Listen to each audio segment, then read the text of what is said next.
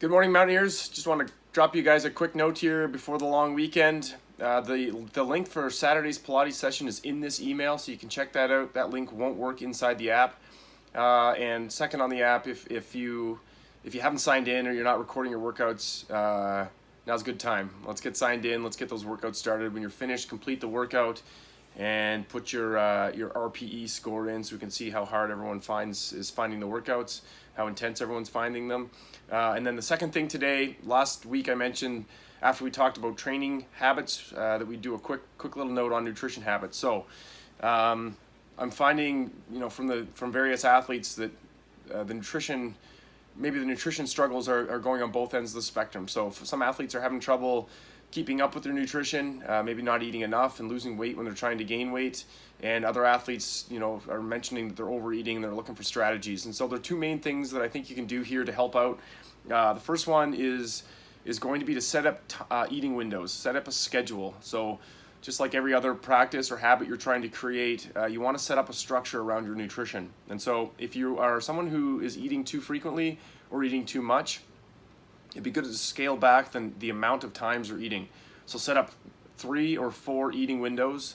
3 would be a good place to start. If you find that you are, maybe there's some gaps in the day that are too big and you're getting really hungry. When you get really hungry, that's the time you probably are going to tend to overeat. So set up 3 or 4 timing eating windows. Only eat during those windows, and that should be a good place to start with restricting calorie consumption.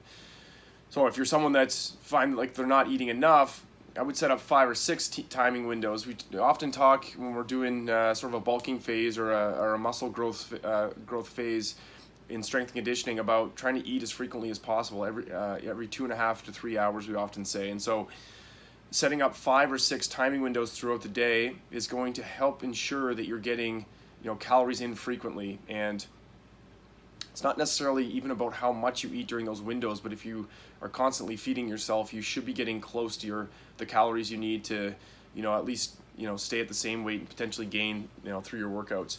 And the other thing you can do is play around with the visibility of your food. So if you're someone that finds that you're eating too much, you can just make sure your food's all off your countertops. It's out of sight. It's in the cupboards. It's in the fridge. It's someplace where you can't see it. We're more likely to go grab a snack, just as we're more likely to check our emails or check our phones if they're visible. This works with nutrition too. We're more likely to have a snack if the food is in sight. And the other side of that is if you feel like you're not eating enough, maybe you keep some of your healthy snacks laying around.